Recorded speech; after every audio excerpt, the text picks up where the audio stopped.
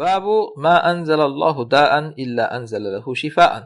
Alloh qanday dard tushirgan bo'lsa, albatta unga shifo ham tushirgan. Ko'pincha shu tabobat kitobi degandan boshqa kitobdan ko'ra ko'pchilikni qulog'i ding bo'lib tinglaydi. Bu qay darajada bizni musulmonlar hozirgi kunda chirib ketadigan jasadiga e'tibori oxiratiga e'tiboridan kuchli bo'lib ketganligidan. Tushunyapsizmi shu gapni? Qur'on hadisda sizni ruhingizni davolaydigan qancha gap o'tyapti qarang. Ana shunda ko'pchilik quloq ding bo'lmaydi, aksincha uxlab eshitadi. Lekin shu chirib ketadigan jasadini davolash haqida hadislar kelib qolsa, to'xta, shu yerda nima davo bo'lar ekan, eshitaylik deydi.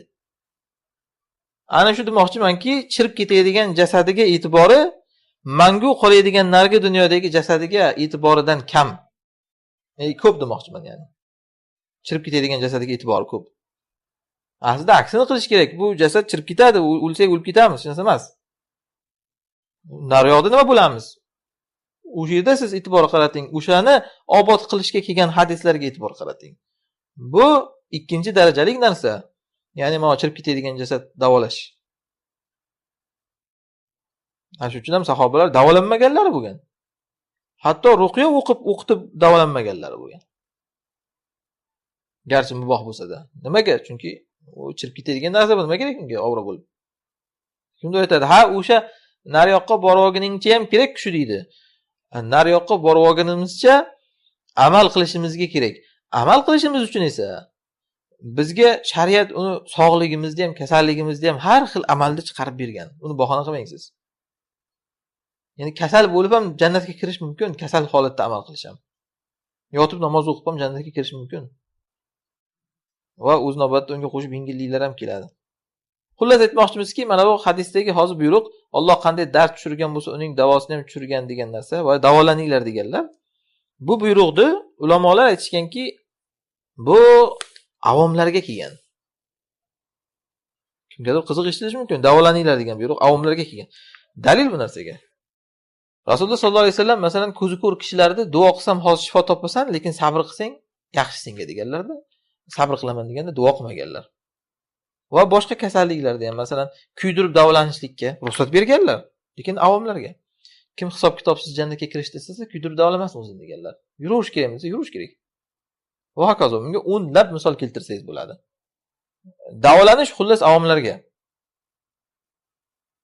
Agar insonda tavakkul kuchli bo'lsa va inson agar sabr qilishga ko'zi yetsa, nolimaslikka va kasal holatida ham sog'ligidagi amallariga putur yetmasligiga ko'zi yetsa, davolanmasa yaxshi.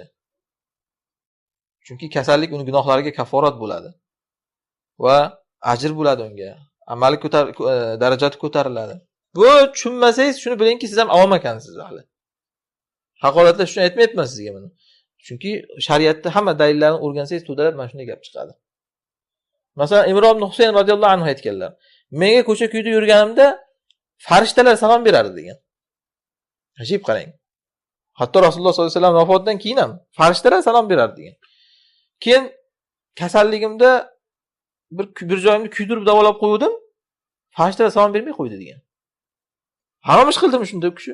Yo'q, muboh ish qildi. Lekin endi bu kishidek zotga avonmasdi u kishi endi. Yarashmasdi. Bunaqa qilib kuydirib davolab yurish bir joyni. Shu joyda keyin kuydirib davolash taqiqlandim, kasal bo'lsam mayli kasal bo'lay deb, yana farishtalar salom bera boshladi degan. Demak, nimaga salom bermay qo'ydi o'rtada? Yuqori darajadan tushib qoldi u kishi past darajaga. Shuning uchun salom bermay qo'ydi. Endi yana davolash taqiqlandi, yana salom berishga o'tdi. Ayyub alayhisalomni qarang. Kasallanib yotdilarmi? Davolanish tugul Allohga ey Allohim shifo ber demadilar hattoki. Sabr qildilar. Va oxiri qilgan duolari inni massaniya shaytonu binus bimu'adab dedilar. Bor yo'g'i shayton menga shu azob berib qo'ydi ey Allohim dedilar. Meni kasal qilding demadilar shunda ham. Shundan keyin Alloh shifo berdi ma'lum mana. Xullas aytmoqchimizki, tadavvov degani buyruq, davolaninglar deyilgani u o'sha kasallikka chidamaydiganlarga. Shunaqa odamlar, aksar odam o'zimiz ham shunaqamizda asli. Ozgina bir joy og'rib qolsa, uf deb hamma yoqqa birdan uf sochib, nolib, ana shunaqa qilib tashlaydi odam. Ana shunaqa odam bo'lsa, sen unaqa darajaga yetolmaysan, undan ko'ra davolan deyiladi. Qosh qo'yaman deb ko'z chiqarma sen deyiladi. Ya'ni avliyo bo'laman, farishta salom bersin menga deb nolib qadarga hamma yog'ingni gunohga to'ldirmada, tinchgina davolan, mubohishlik qil deyiladi.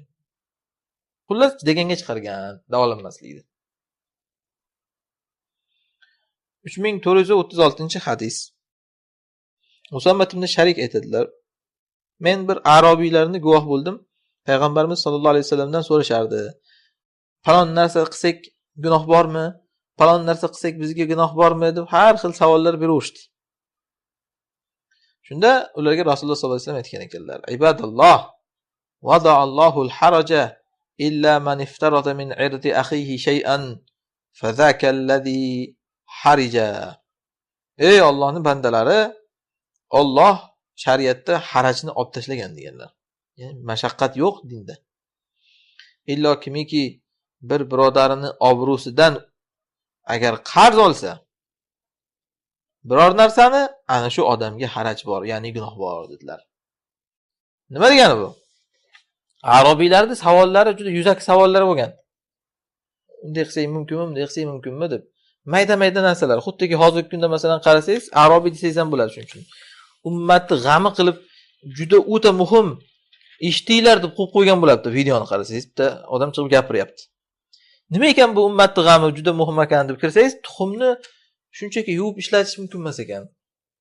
Uni qitishlash kerak ekanmi, qatron qilish kerak ekanmi, sovunlash kerak ekan, bir balo qilish kerak ekan xullas. Chunki tovuq najas joyidan tushar ekan u.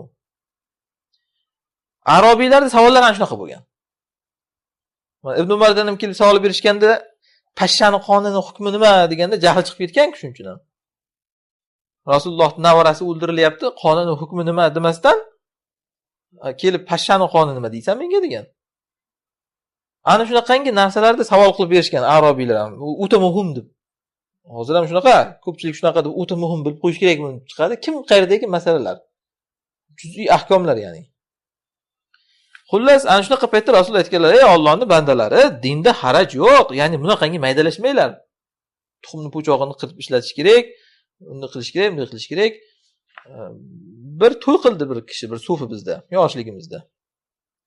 Endi oshpazlar bilmay to'y qilishda qozonni yuvish uchun navni tagiga qo'yib qo'yishgan ekan.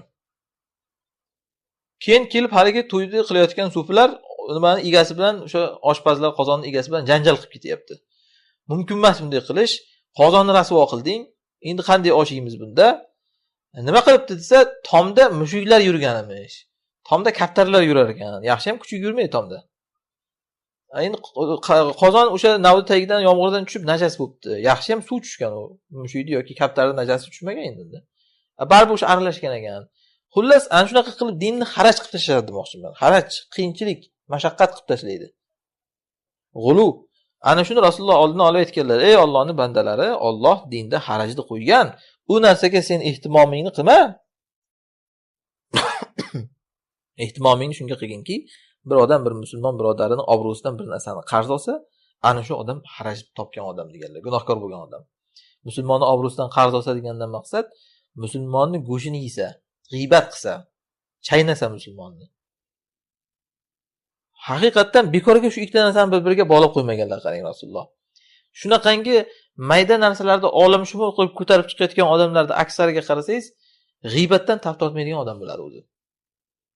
O'tirib olib musulmonlarni g'iybat qiladi. Mana bugungi kunda mana saroylarga qarasangiz, musulmonning obro'sini to'kish unga hech narsa emas, tuxumni po'chog'idan nasihat qiladi sizga. Shunaqa Rasululloh shuni ogohlantirib aytganlar. Sen gunoh deb u kim qardek mana shunaqa narsalarni gapirib yurma deyaptilar. Musulmon birodarini obro'sini to'kishlik ana shu haraj deyaptilar. Ana shuni gapir. Keyin arobiylar aytishdiki, "Xo'p, ya Rasululloh, unda biz davolansak gunoh yo'qmi?" deydi. Davolanish. Qarang mana hozir shu davolansak gunoh yo'qmi degan savollardan ham bilasizki, endi Rasululloh hozir shu yuqoridagi gaplardan keyin bergan savollari shuncha ularning. Bundan avvalgilarni qo'yaverasiz endi deganida bu. Qanaqangi bir oddiy savollar bo'lgan. Endi mayli ularni biz haqoratlab gapirmayapmiz. O'shalar bizdan yaxshi baribir sahobiy Rasulullohga savol bergan, ko'rishgan, gaplashgan. Maqsadimiz O'sha yuqorida Rasululloh nimaga qo'yinglar, haraj yo'q narsalarda dedilar. Shuni tushuntirmoqchimiz. Davolansa gunoh yo'qmi deydi xullas. Shunda aytdilarki Rasululloh sollallohu alayhi vasallam tatavav ibadalloh. Ey Allohning bandalari davolaninglar dedilar. E'tibor bering, kimga aytayapti bu gapni Rasululloh? Yuqoridagi arobiylarga aytayaptilar. Ha, boshqalar davolanmaslik kerakmi? Davolanavering, boshqalar ham davolanaversin. Biz aytdik uni o'sha darajasini. Hozir odamlarning mablag'i ilmiy jasadi bo'lib qolganligini biz yomonladik. Shu uni bor himmati jasadi bo'lib qolgan. Qanday qilsa ozadi, qanday qilsa semiradi, qanday qilsa kasal bo'lmaydi, shu. Tadavvu ibadalloh. Ey Allohning bandalari, davolaninglar dedilar. Fa innalloha subhanahu lam yada' da'an illa wada'a ma'ahu shifaan illa al-haram. Chunki Alloh subhanahu va taolo qanday dard tushirmasin, albatta u bilan shifosini ham tushirgan. Illo keksalikning shifosi yo'q yani. Demak, keksalikni Rasululloh hozir kasalliklar safiga qo'shayotganliklaridan bilasizki, qarish aslida o'sha insonning hujayralari yemirilishligi. Kasallik ham xuddi shunday viruslar orqali hujayralar ishdan chiqishligi. Ana shuning uchun Rasululloh keksayishni ham kasallikka qo'shib ishlatganlar. Uni davosi yo'q, odam iloji yo'q, qariydi, o'ladi. Demak, hamma kasallikning davosi bor. Buni davosi yo'q degan narsa yo insoniyatning qusuridan, kamchiligidan ya'ni, yoki insoniyatning fujuridan bo'ladi. Kasallikning davosi yo'q deyish. Qusuridan bo'lgani tushunarli, bilmaydi davosini. Fujuridan deganimiz, ya'ni tajovuzidan ular masalan dorilarni monopoliya qilib olib, odamlarga davosi yo'q deb tarqatishadi-da, keyin o'zi yasab chiqib davosini mana men topdim deb istagan narxida sotadi. Bugungi kunda ko'p kasalliklar uni davolash ana shunaqa bo'lib qolgan. Davosini bilishadi ko'p kasalliklarda, lekin uni o'sha monopoliya qilib olgan. O'zini hukmini o'tkazib, dorini o'zini narxini qo'yib sotadi. Biznes xullas, kasallik, dori. Shunda odamlar aytdilarki, ya Rasululloh, ma khayru ma utiyal abdu, bandaga berilgan eng yaxshi narsa nima deb so'radilar. Rasululloh aytdilarki, xuluqun hasan, chiroyli xulq dedilar. Mana qarang, ilm demaganlar yoki amal demaganlar. Chiroyli xulq deyaptilar, chunki agar shu chiroyli xulq bo'lmasa, ilmingizni ham, amalingizni ham rasvo qilasiz. Hamma bilan urushib, yeyishib, talashib, so'kishib, haqoratlashib, birinchidan ilm olmay o'l deydi odamlar sizga qarab. Ikkinchidan keyin amallaringizni habata qilasiz. Haligi hadisda muflisda aytdilar-ku, muflis kim bilasizlarmi deganlar. Ya'ni kasodga uchragan odam qiyomatda tog'dek amallar bilan keladi, onani so'kkan, manoni qarg'agan, manoni urgan, bu keladi uni hasanatidan oladi, bu keladi uni hasanatidan oladi, hech vaqosiz ketadi deganlar jahannamga. Mana shu kasodga uchragan odam muflis. Shuning uchun Rasululloh sollallohu alayhi vasallam eng yaxshi insonga berilgan narsa xulqun hasan deyaptilar. Chiroyli xulq. Bu ikki toifaga tegishlik. Ko'pincha takfirchilar hammani la'natulloh alayh deb haqoratlab yotadi. Ikkinchidan mana saroy mullalar badxulqlik qilib hamma bilan urushib talashib yotadi. Shu ikkalasi ham bilish kerak buni. Xullas biz bobimizga tegishli joyi mana davolanishga buyuryaptilar. 3437-hadis. Abu Xizoma aytadilar. Rasululloh sollallohu alayhi vasallamdan so'raldi. Ayting ya Rasululloh, mana bu dorilarimiz davolanayotgan va ruqiya qilayotgan ruqiyalarimiz va ehtiyot bo'lib saqlanayotgan saqlanuvchilarimiz. Ya'ni oldini olish uchun kasallikni bir narsalar qilamiz-ku, saqlanish uchun. Shuni tuqo deyiladi. Kasallikni oldini olish. Karantinlar ham shunga o'xshagan misol bu. Kasallikni oldini olish. Tuqo deyiladi shuni. Tuqonat taqiy. Shularning hukmi nima deyaptilar? Ya'ni davolanish va kasallikni oldini olish hukmi nima demoqchilar xullas? U Allohning qadaridan biror narsani rad qiladimi? Shunda Rasululloh aytdilarki, hiya min qadarillah. Shu aytgan narsalaring ham Allohning qadaridan deganlar. U kasallik Allohning qadari ekan deb o'tirilurish yoki yo'qishligi ham Allohning qadari deb o'tirilaverishlik emas. Buni bilmaymiz-ku biz, yuqadimi, yo'qmaydimi, to'g'rimi? Ehtiyotni olish ham va kasallik kelsa davolanish ham Allohning qadaridan deganlar.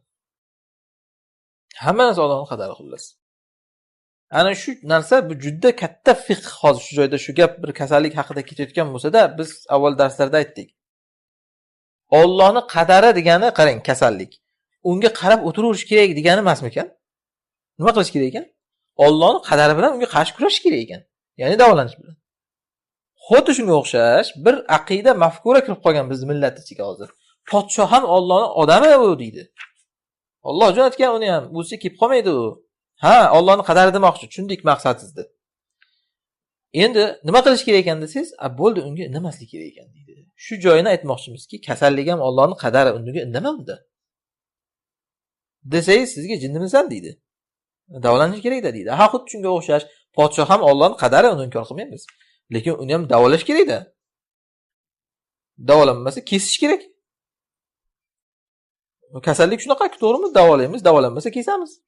Allohning qadari o'tiravermaymiz. Podshoh ham xuddi shunday, Allohning qadari, davolash kerak, davolanmasa kesilish kerak.